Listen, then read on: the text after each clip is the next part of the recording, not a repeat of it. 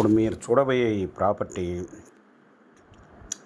గుడివాడ రోడ్లో అండి. కలవపాముల నుండి కాటూరు వెళ్ళే రోడ్డు, అంటే కాటూరు నుండి ఉయ్యూరు వెళ్తామండి.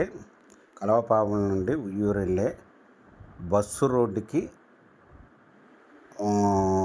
దగ్గరగా డొంక రోడ్డు ఫేస్ అండి. డొంక రోడ్డు ఫేసు ఇది ఉత్తరం వైపు ఉంటుందండి రోడ్డు, డొంక రోడ్డు.